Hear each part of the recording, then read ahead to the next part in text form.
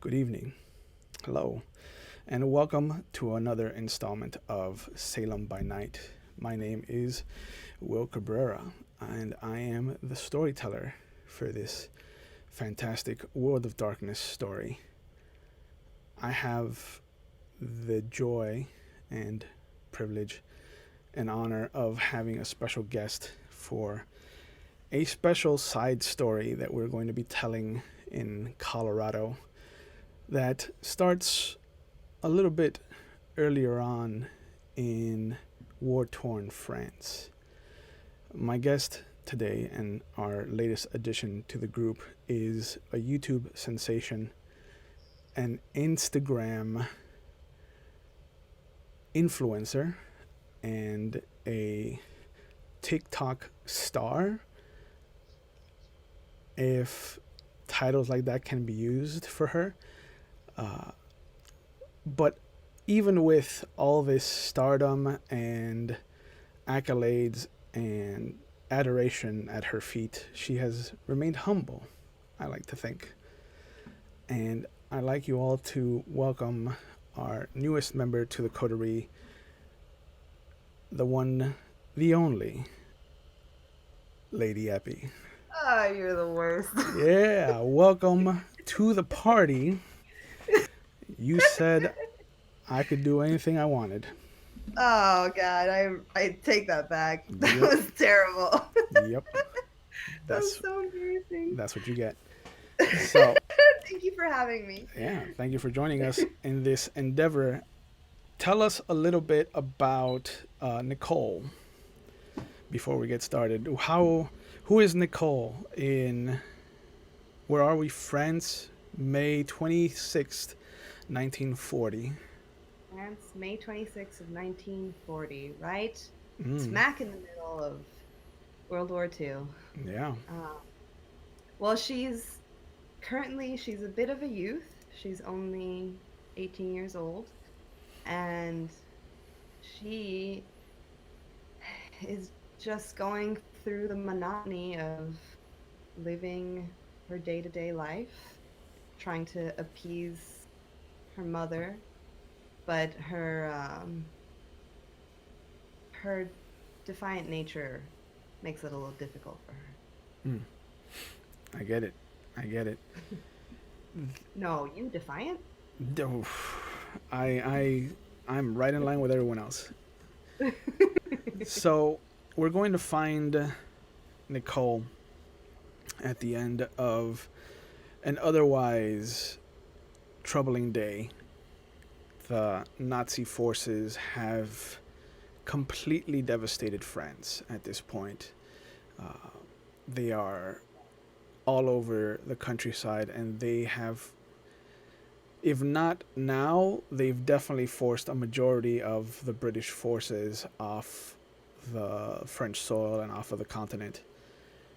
So we find Nicole kind of trying to just survive, I guess is the word. Uh, she's been pulled back home from her boarding school at the request of her parents. Uh, the the city has seen better days, and there is this air of hopelessness that has permeated the once vibrant and otherwise jovial city. And what could have been the heart of joy in France itself, the city of art and music and love, is it's just a hollow shell of what it was. And there's you kind of helping to get everything in order, helping your parents and your siblings to pull everything they can and salvage everything they can, as the talk of where to go starts to really take over the conversation. And your mother, having been a bit of a firecracker herself with her husband, kind of is the first to break out with, well, there is always going Yes. to Britain. It is across the pond, but it is safer, I would wager.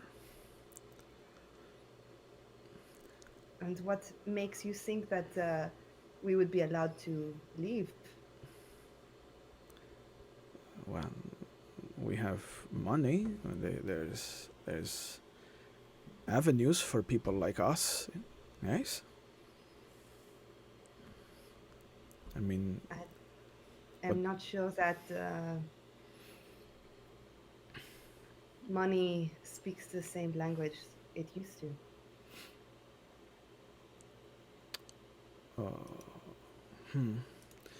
what do you think? And you see her turn to your father, um, and Armand, who is just sweat on his brow, kind of tired from the day's work, pulls a handkerchief out and just kind of collapses into a small stool. And he looks around at what has been boxed, what is needing to be boxed, and what you have kind of set aside as expendable or not worth troubling to take with you. Um, Is the usual whiskey or wine decanter still out? yes, yes, it is. I will serve my father a glass. Okay. Uh, he thanks you. You know, he's has, and he spends a moment holding your hand in his.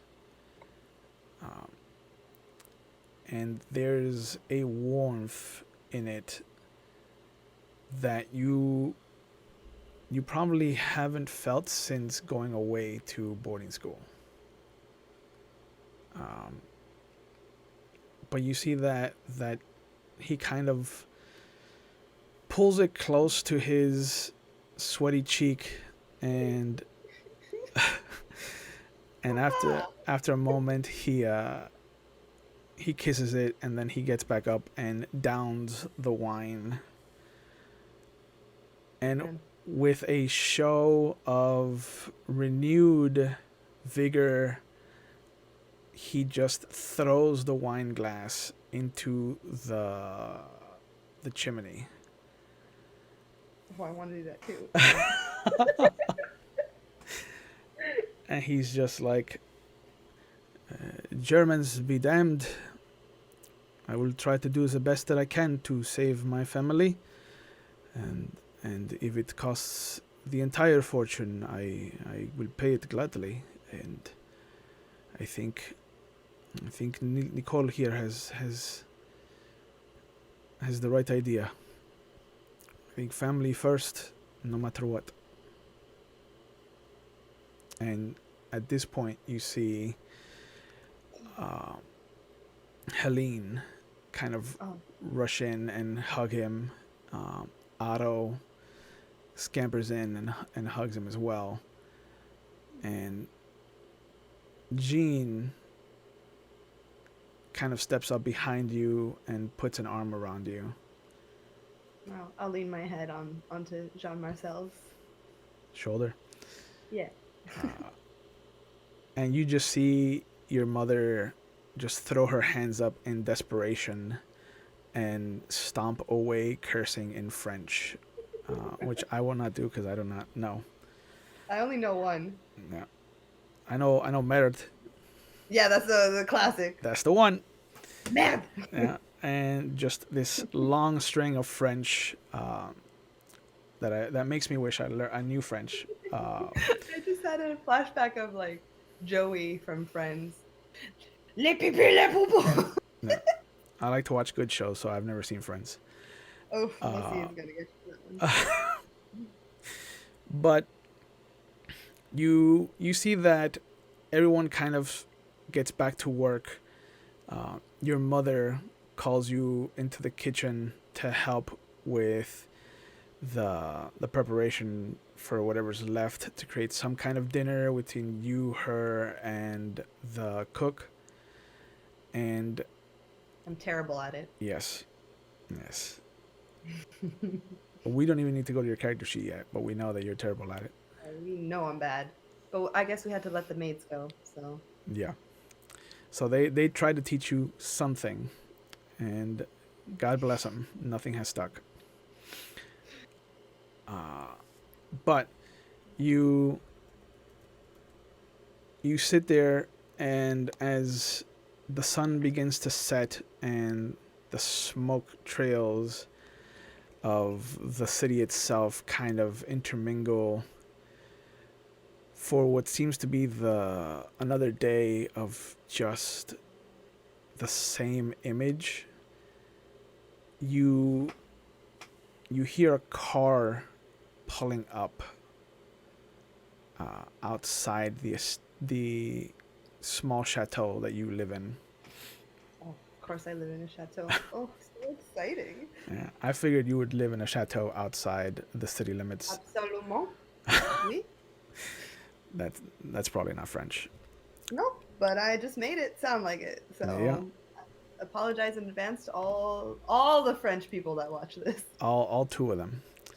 Uh, so you see your father go outside as he excuses himself from the table, and there's a moment where there's a discussion, and you hear at first a bit of German, and immediately everyone kind of looks at each other. There's that moment of, is this the day? And then it switches to French, and you hear a really kind of beautiful, fluent French. That's not city French. It's very country French. Um, but you notice that it's not lowbrow French. It's really kind of sophisticated, even though it is this bumpkin French, for lack of a better term. Um, and then you see this elderly gentleman come in what looks to be a butler's outfit. He's currently taking off what are driving gloves, leather driving gloves, and he's cleaning off his shoes on the mat outside. But then you notice that there are 3 women with him. All of them have a kind of beauty about them that doesn't seem to be French in any way, shape, or form. The angles are wrong. The eyes are different, and the hair styles are not French in any way, shape, or form. And you see the elderly gentleman kind of bow to all of you, and you see that Otto and Jean Marcel stand up, immediately as the ladies enter. And I elbow Jean Marcel, just like come down. yeah, he takes a step away from you as if he had dropped his napkin. And as he bends down to grab it, he just stares daggers at you. Uh, but you see the elderly gentleman kind of nod to your father and to your mother, and your father kind of rushes over and pulls over three more chairs and sets one up next to you, sets one up next to uh, Jean Marcel, and one next to Otto. And you see the three ladies kind of nod, and as they step in and take their places at the chairs, you see them all kind of curtsy, even though they're all wearing pantsuits, like pants, shirts, and jackets. Very, very traveling dress for the time. They all kind of put their one foot behind and kind of give a low bow, and they all say merci and take their seats. One of them, you notice, has a very thick American accent, Oh. or the lack of a French accent. Mm. The other two you can hear. Butchering my language. Uh, the other two you can hear have the French accent, and you see that the one who stepped in first is the one that had the country accent. Uh, but you see them all kind of step into the room. The American is blonde with blue eyes, just very kind of not not thick, but she is well rounded. There are curves in all the places, and she carries herself like there isn't a room she doesn't belong Wow. How did you know my type? in. The other one, the country French girl, you see that she's a little more demure. She's thin, black haired, raven haired, kind of dark burnt honey eyes colored. Uh, a little bit paler than the rest. And you see that she kind of looks like she might be sick currently, or that she is easily sick, that her constitution is not great. Uh, but she has a grace when she walks that you wouldn't have thought given her appearance. Uh, the last one is somebody that does have a city French accent, and you see that she is the best dressed out of the three. Oof, jealous. Yeah. She has very similar hair to yours. It's a little more on the red uh, of I, auburn than brown. did I forget to describe what I look like? We'll get to it Okay. for the viewing audience. Okay. But she has a little bit more red in her auburn than you do. Mm. Her eyes are a very light brown, almost like melted milk chocolate. And she has these sharp angled glasses that sit on the bridge of her nose. She has an ascot that kind of keeps a nice little jewel resting right under her chin. Uh, and her dress is immaculate. Like, she has riding boots. Uh, the the pants and the shirt and the jacket are all form fitting, so they move with her. But when she sits down, they all kind of like tug at the right kind of pull to accent her body. Great. Uh, Fine. I'm not attracted to all three of them. Don't worry about it. Yeah. So, which one would you sit where? I would sit the blonde next to Jean Marcel Okay. because I think he wouldn't be able to handle it himself. Probably. And I would sit the raven-haired one next to Otto Okay. because she seems the least intimidating, the most gracious. Hmm. And I would sit next to the redhead, the auburn-haired. The I mean, the got an one with ascot on. the Come ascot. on. The ascot. Yeah. Okay. Okay. So they kind of look at each other for a moment as they see where the seats are, and almost as you kind of imagine where they should sit, you see them start moving in that direction. Oh my god, they could read my mind. And you see the the immaculate one kind of come over. She excuses herself as she pulls a seat next to you. And as she sits, you see her pull the glasses off of her face and kind of fold them neatly and just stick them in her jacket pocket. Wow. Great. Uh, Sorry. uh, but you see the cook immediately rush into the kitchen and come back uh, with two plates, kind of place them, and then she rushes back and grabs a third plate. Your father kind of goes over and pours each of them a glass of wine. And you notice that the elderly gentleman that must have been their driver, uh, in the middle of all that, has kind of slinked away, and you don't see him anymore. And even your father's caught a little bit off guard as he kind of turns to offer him a seat, and he's gone. Oh, great. That's not terrifying. It's fine.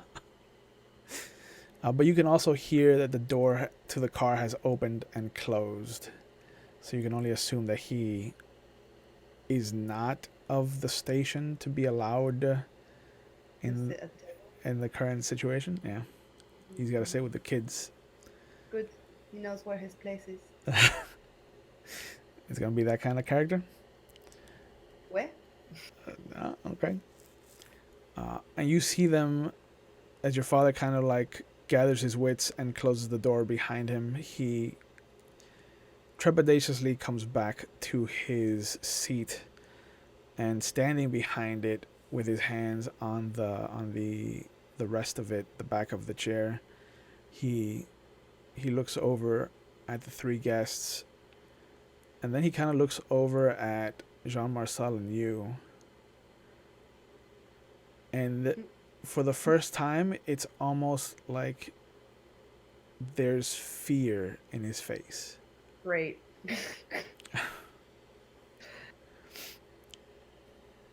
What would you like to do? Papa?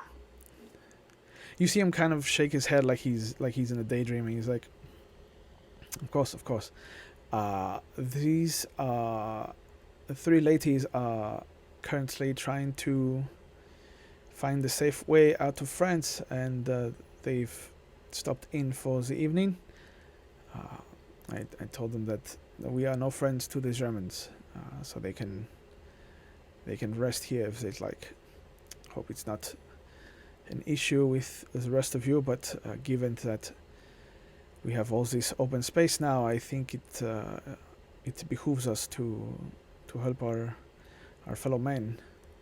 And no offense to our guests, but how is it that we know we can trust them? They have, and you see the woman sitting next to you just kind of clear her throat as her hand just lands on top of yours. Okay. Uh, and you notice that as you look down at her hand, which shouldn't send the electricity it is sending up your body, you kind of look over at her and you see that she's staring right at you. I Uh, stare right back.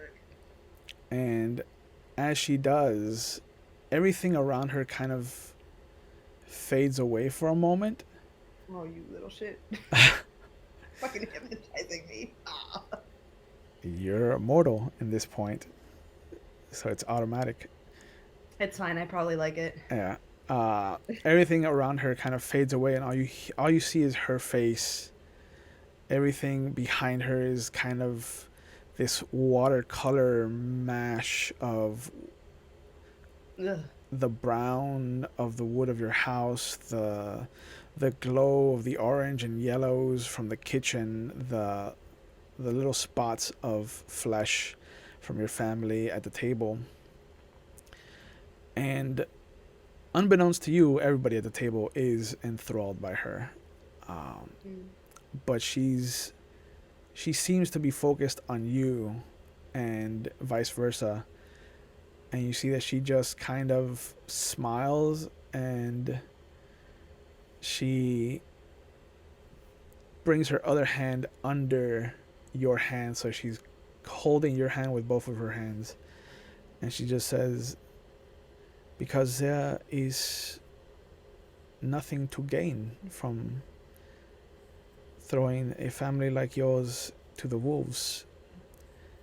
There are worse things in the evening than trust being broken by new friends. So I hope that I can put you at ease, Oh my yeah. my Super at young ease. my young miss. And I hope that we can be quick friends. And as she says this, she brings your hand up to her mouth and she kisses the back of it like a gentleman would. Chewy. Uh, Mhm. the other two ladies uh, smile and raise their glasses, and you hear the blonde kind of smile. She and you see that she looks at Jean Marcel almost like she wants to do the same thing. Uh, Madam. but you see him like still looking at the ascot lady, and his hands kind of slowly slide down onto his lap. So she has nothing to grab onto, and and she kind of sits up and she addresses the family. She's like, I can assure you that we are no friends to the Germans, and all that we're really looking for is a way out. And currently, we are almost there, but we are making way to England. So, if this helps you trust us, uh, please. But I'm sure that Reginald would not mind driving another hour or so through the late evening if we are not welcome here. I am I still enthralled? No, Do I have? no, Okay, I was you like, have do your I have it? faculties. Okay, I was gonna say. Well, I will take my. I'm 18, so I can have wine. Yeah, I mean at 16 you could have one. Yeah, there we go. The drinking age is younger. I would take my own glass of wine. And still looking at the auburn haired lady. I was just cheers to fast friends. No, it's just Yeah, there's a pardon. Just dangerous times. there's We a must light all. clink of your glasses, God, gonna sleep with her. Very uh, excited.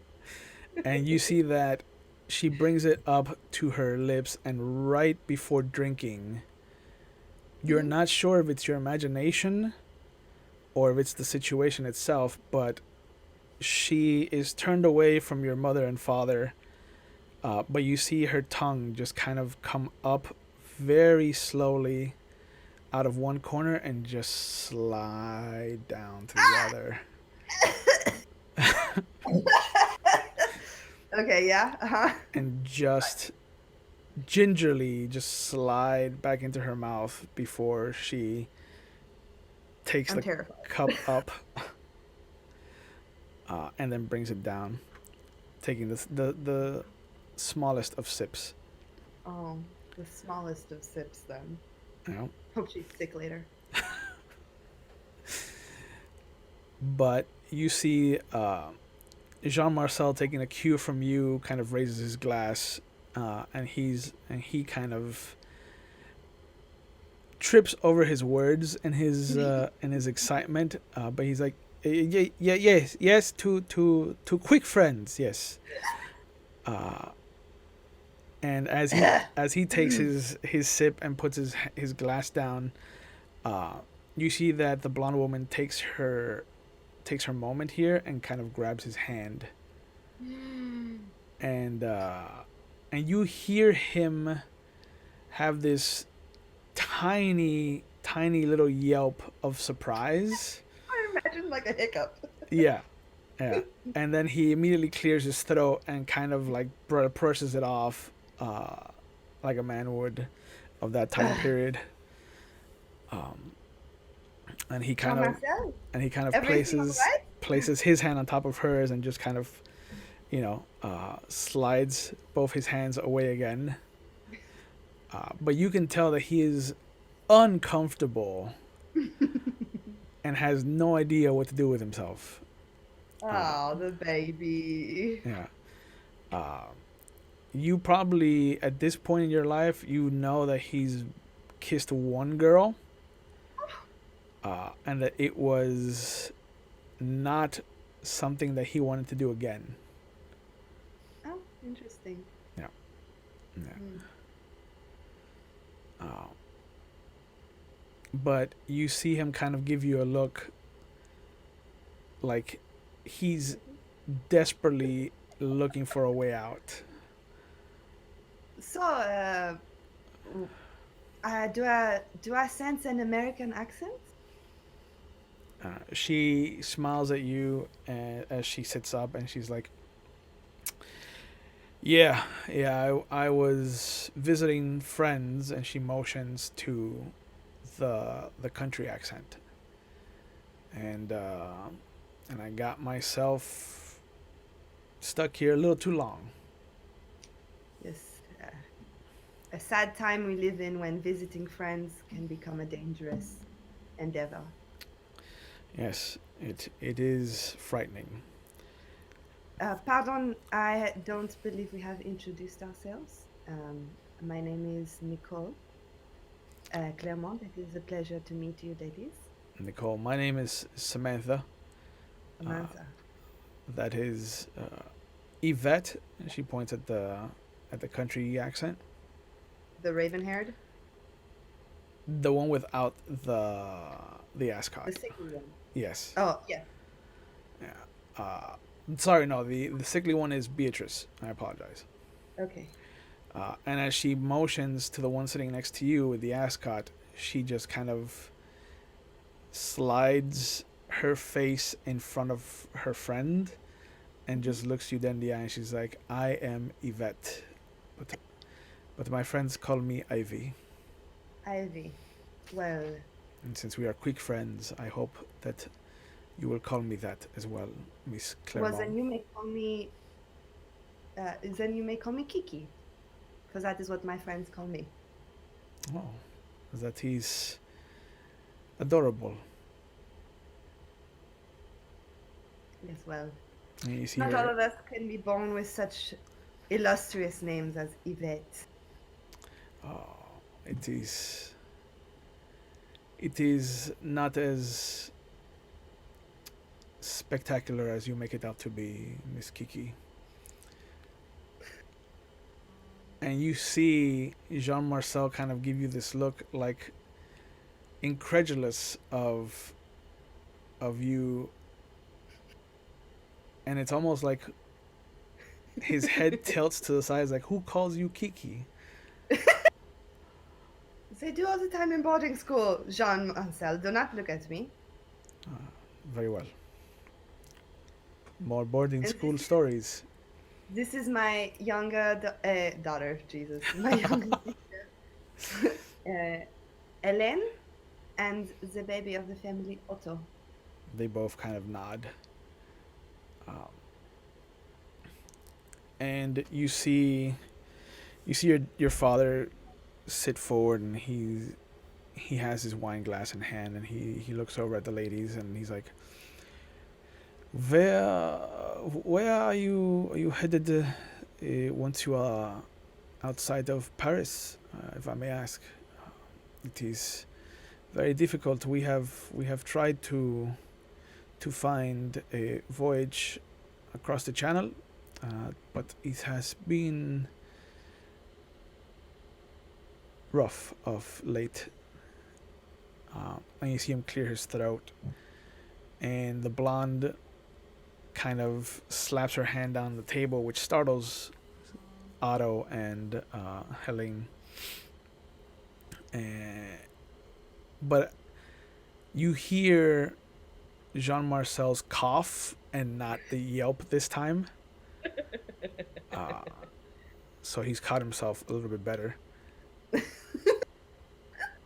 And and you see Samantha kind of, It was a great seating arrangement. she kind of puffs her chest out a bit, which for him makes him kind of scoot away from her. Uh, but she looks over at all of you, and she's like, "Well, I have some friends on the coast that can get us across, and once we're across, I have passage to America. Um, it seems that things over here are a little too rough for my taste, and I think I'm gonna go back and take care of a family business that I have out west." So Wow, we have become wilder than the Wild West. she smiles, and she looks at you, and she's like, if I could, I would carry a gun, Miss. I'm not afraid of them. That is good. Not all women should be. Yeah.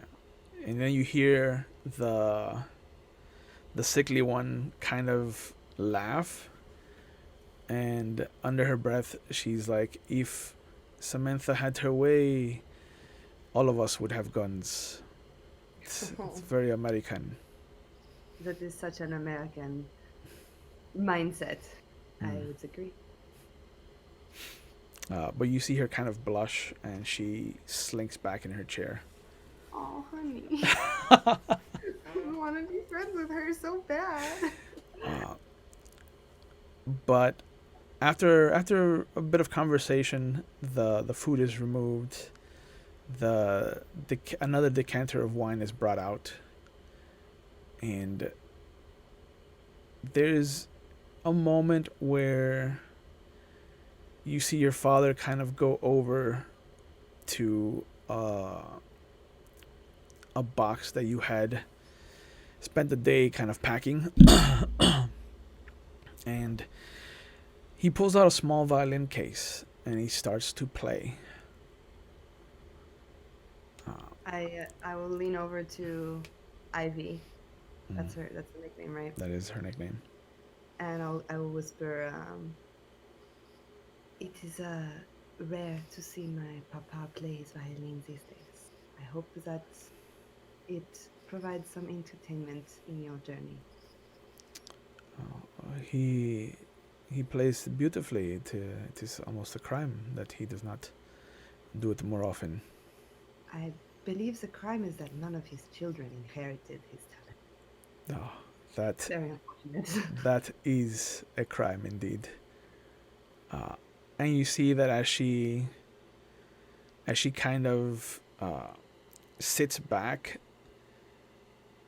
her legs are full forward and kind of crossed at the ankles, and All her legs. yeah, and her hands are back, like in a very, very traditional, uh, come hither bed pose. Madam, But I'm she, 18. but she is fully dressed in the middle of the room with your entire family there. Uh, but you notice that she kind of just lets herself listen to the music and be involved in everything that's here. Uh, I guess we don't have a maid or a housemaid anymore, do we? I mean, you have the cook. Cook is the closest thing. Mama, She nods at you. um, should I go prepare the rooms? You see your father's violin music stop, and he looks around for a moment. And he's like, yes, I apologize. I got swept up in the situation. I will attend to that. The rest of you, No, please enjoy the fire no, and Papa, you've spent all day working. Please, I, uh, I we've just finished uh, placing the items in certain boxes. I know exactly where they are.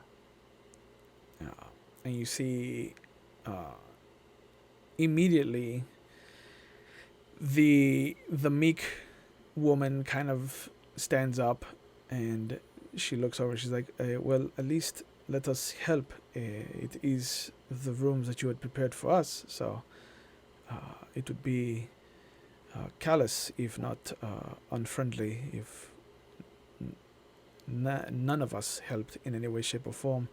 And she looks glaringly at Ivy, who is still Chilling. just sitting on the floor. Uh, and as you stand up to prepare the rooms, you Oh, I'm so nervous. you feel her Ivy's boot, like the front end of the boot, just kind of caress your ankle as you walk past Stop her. it! Don't touch me! Ah! Uh, and you see her kind of coyfully smile, and she's like, "Oh, I apologize. I," and she starts to move into a knee over knee, kind of like a very Indian pose, sitting position. Is is Jean Marcel laughing at me? He's trying to hide it, but he is shaking. Um, Rude. and you see Samantha as well kind of stand up, and she goes, and the two of them follow you to wherever you're setting up this room. Okay. Um, so you go to one of the back rooms of the chateau. Yeah, one of the many guest rooms. Yeah. She says as she waves it off. Which, One of the many yeah, guest rooms. background stuff. I apologize that it is the chateau is not in the most welcoming of situations. We are ourselves preparing to try to live by any means possible. You see that Samantha has kind of stayed at the door to look through the box that you guys have brought with you. Excuse me. And Beatrice is the one that's kind of next to you, kind of pushing the beds to one side and setting them up and whatnot. And after a moment, you see that it's just you and her. Mm. And there's this sense of dread that wasn't there before. No, I don't like it. And you see her kind of grab your hand very, very softly, very, very carefully. She grabs your hand and she's like, I would like to thank you for what you have done for all of us. And Okay. you notice that her French is starting to fade. And she looks up at you because she's shorter. And there's this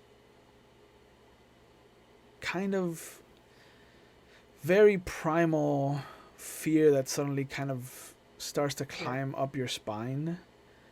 And you see that her eyes have taken a red glint around the iris. And as you try to pull your hand away, you notice that there's this overbearing amount of strength that you wouldn't believe from her frame. And you notice that she opens her mouth to say something to you, and everything kind of just again fades away behind her into just this watercolor mess of darkness and browns. And you see her fangs start to just grow, almost double in size. Oh, and, no. And she just looks at you and she's just like, "We are ever so hungry, miss, and unfortunately your dish is not what we desire." And she brings your hand up, and you feel her hot breath on just the skin of your forearm. And and after a moment, everything kind of snaps back, and you see a hand on the side of her face just kind of push her away. And then you hear softly behind you as Oh no. two slithering constrictors kind of come around the back of your stomach and just hold you like an old prom picture. And, I don't want it. And pulled into her. You just hear, "I am sorry, my friend, but this one is mine." And you feel the lips kind of kiss the side of your neck, and you feel for a moment, just an instant moment, a pinch of pain, and then just this wave of euphoria. This entrancement of what it is to be kissed by a vampire. And then the world starts to go black. Everything starts to fade. And in my own home? In your own home. And you hear your heart starting to die. Soften. It's pushing. It's very resonating in your ears, and just this what was this hard and fast and just exhilarated thumping just starts to slow until it's lost its rhythm. There is no order to it. It's just this thump, and then the wind outside, and a thump, and then footfalls outside, and then another thump. And the last thing you hear is that violin start to play as the world is robbed from you. You awaken. Oh my god, I forgot. Damn it. You awaken to an empty house. No! Where's my family? In fact, so much so that you awaken in a very dark crawl space that looks to be under the floor. Oh my god. And as you frantically try to figure out where you are and kind of pull or push at the wooden planks above you, there is this burning sensation in your stomach, this gnawing for sustenance. And it's not food, it's not wine, it's something unknown. And Okay. then you finally find one loose floorboard, and then a second, and a third, and a fourth, and you finally pull yourself free from this hole in what was the guest room you were setting aside for these women. What? They buried me in the fucking guest room?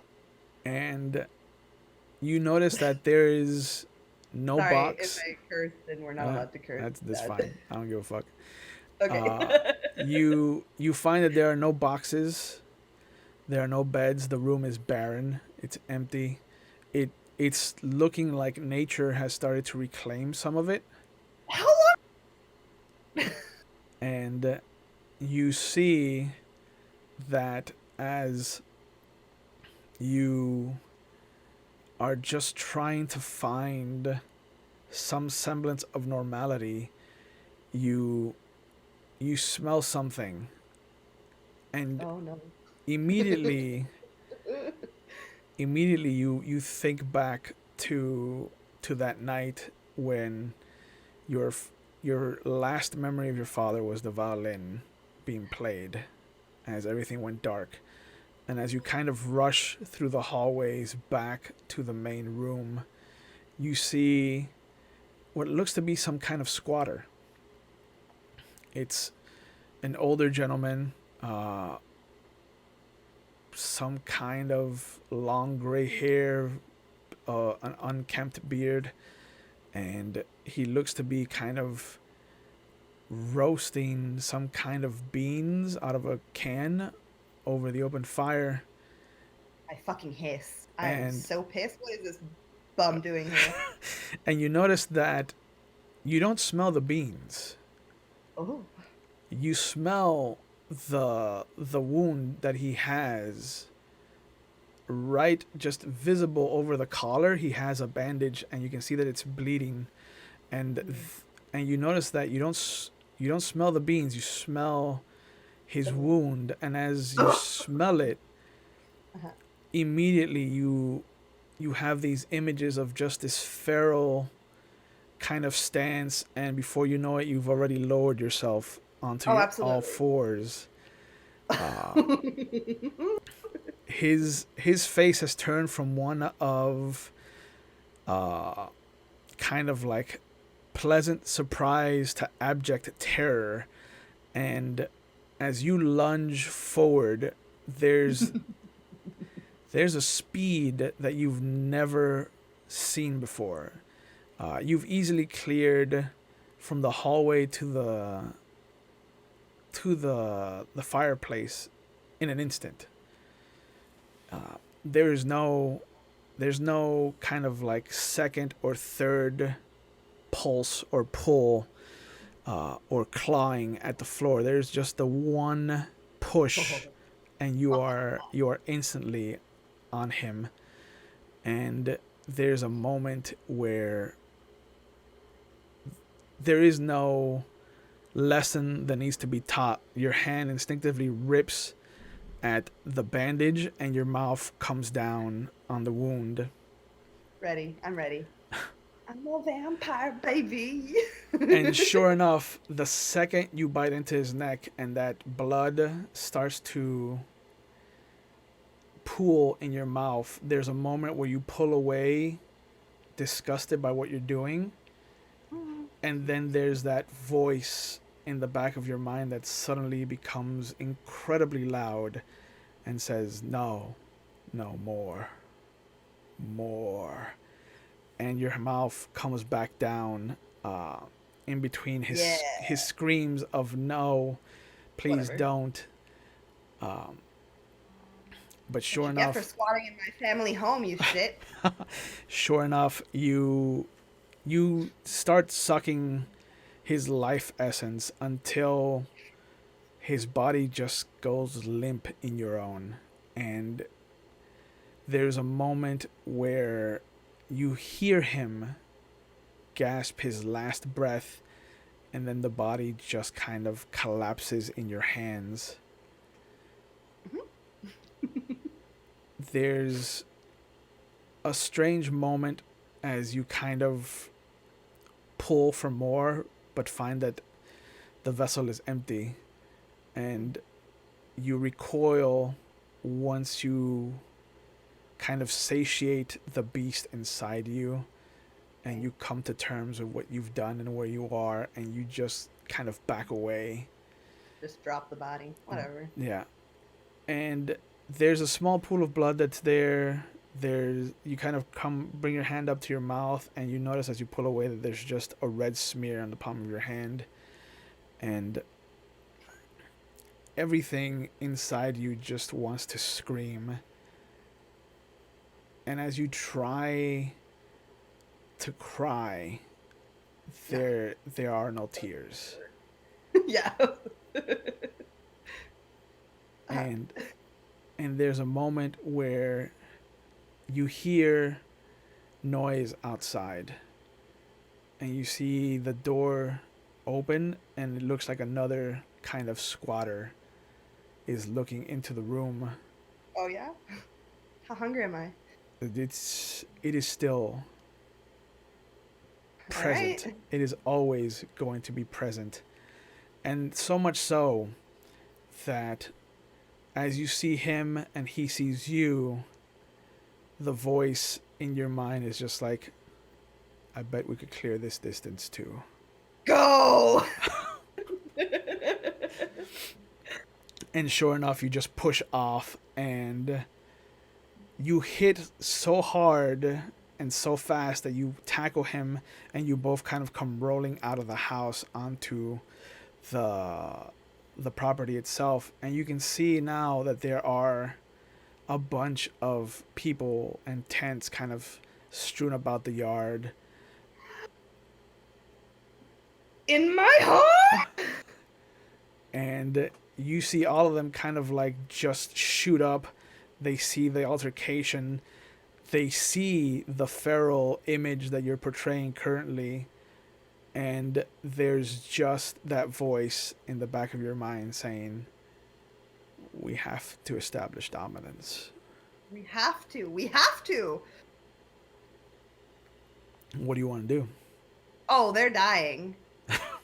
Okay. No questions asked. Okay.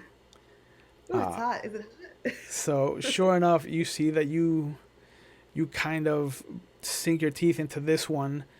One of the female hobos screams bloody murder, and then they start to scatter. This one immediately stops fighting once you bite into him, as the kiss takes over, and he just kind of lulls himself in the euphoria of it. Great. Do you want to drain him? No, I won't drain them, but I will kill them. Okay. Okay. So sure Wow, enough, excess.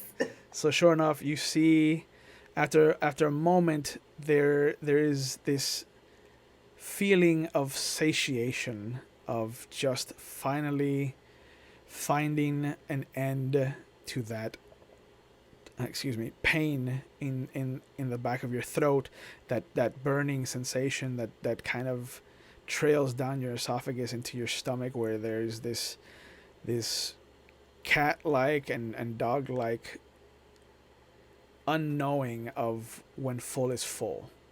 And as you get a glimmer of what it feels like to be full, you kind of dig in a little deeper with your bottom jaw, and you end up pulling this man's throat off and just spatting it out in a direction.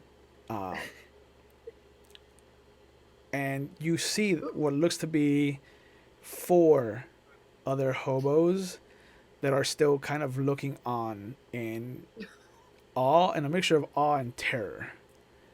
4 of them? 4 of them. And I'm satiated, you say?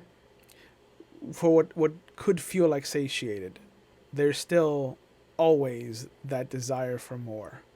I'm just gonna rip all of their throats out. Okay. How dare they be on my home chateau? Sure enough, you leap at the first one, and the other three now finally engage in the flight mechanic, and they Finally. and they just start to scamper and scatter. One of them you can smell has pissed himself, and as this one starts screaming, "No, please, no!" You feel a very gentle hand kind of grab your shoulder and just slowly kind of come up around your neck and almost almost like a very careful lover, you feel that cradling of your neck in their hand. Don't touch me right now. I want to kill them. And as you start to pull away, the hand suddenly seizes, All right, I'm into it. and you're pulled up away from this man, and you hear the voice. I would run if I were you before I let her go again. And the man just, eyes wide, turns and runs. And with a very quick snap of the wrist, your world is suddenly shook as you're flipped around almost inhumanly fast. So much so that your brain takes a moment to try and figure out what just happened. And then you feel your upper back, your shoulders, and your lower back just suddenly scream in pain as you're slammed into the side of your wall. Oops. And Should you see Ivy holding you up a good foot off the ground. I hiss again. Okay. And she slaps you with her other hand. And Great. And she looks at you. She's like, "Is there? You have two choices here. You can either embrace what I have given you, or I can end you, which would make me very sad. Because I think I see something in you, Miss Kiki, that I have not seen in some time. So, what would you like to choose?" And you see, as she says that, she holds up her free hand, and you see the suddenly and almost very excruciatingly, you see the tips of her fingers explode outward as the bone becomes this jagged claw about 2 inches long from each of her my fingertips. God. I just silently nod. Oh, well, you do have some intelligence in there. Good, good. And you see that she just kind of traces the claw down your cheek, and she slowly lowers you down as she does that. Is she cutting my pretty face? No, God. no, she's just letting it. She's just letting it slide across your face, so you can see that it's real. And as your feet touch the ground again, you feel the clad grip kind of start to loosen on your neck until her hand goes from holding you to kind of holding you. Well, lost a family, gained a vampire lover. It's Yeah. fine. And she does kind of grip the two sides of your jaw, and she brings you down into a kiss. And she's like, "You belong to me now. I hope there are no qualms about this. But I am what you call a sire to you. You are my child, and as such, I will be taking care of you. But welcome, Miss Kiki. I am proud to have you as a member of my clan. We have much to discuss." And as she says that, you see a car pull up. The same kind of old, weathered male is driving. And as he gets out and opens the back seat for the two of you, you see that his dress has changed. It's a little bit more modern.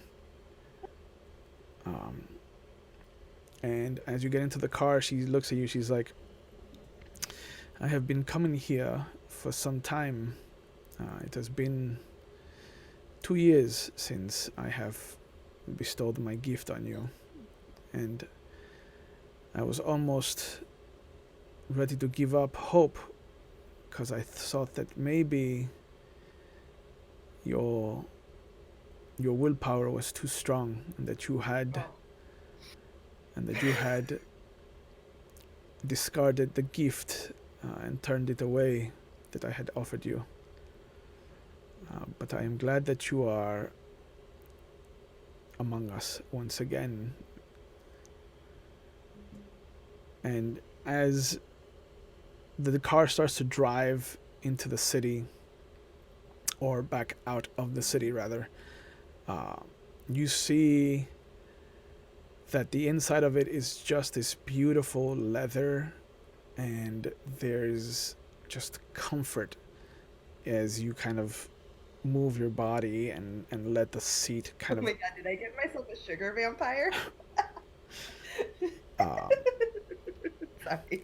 but she starts telling you about what you are and about what is expected of you moving forward, that she has acquired passage to the States once you get to England, and that you will be in her care for some time until you have mastered what it is to be a member of vampiric society, and mastered your blood-given gifts, as she mentions. She tells you the clan that you belong to, and she tells you a little bit of the story of Cain and the 13 clans that create the kind of society of vampirism in the world. She also tells you that because there are vampires, there are also werewolves, and that you should stay away from them. And there are some mortals who crave the blood because it gives them immortality. Just like Reginald is a ghoul to her, who has been with her for 50 years. Oh, Reggie, what a guy. So, yeah. So he's technically 100 years old because he was ghouled when he was 50. But it takes you a few years of moving around to finally come to the United States. And once here, you move around some more until you guys settle in Salem, Oregon. Ooh. About 1972. 1972 on the West Coast. On the West Coast, where there is a old friend that has need of some representation. And when you arrive, you go through the pleasantries and you are introduced to the prince of the city at that time. And then 1980 happens. And in 1980, there's a huge wave of confusion and chaos as what has now been called the Beckoning has transpired. And all the elders of vampiric society have vanished, including your sire's friend, who was part of the original primogen of the city, the Council of Elders. Oh my god, which one? Which one? They're gone. Okay, I didn't meet them. It wasn't one of the... You met them. One of the three. You met them. It was one of the three? It wasn't one of the three. Okay, all right. Those okay. they are still in Salem as well. Okay. They have come to live in Salem, at the request of Ivy. Okay. However, Uh, because the prince of the city and his primogen disappeared, it left a power vacuum. And Oh. the current prince of the city that took over in a very friendly and non aggressive nature.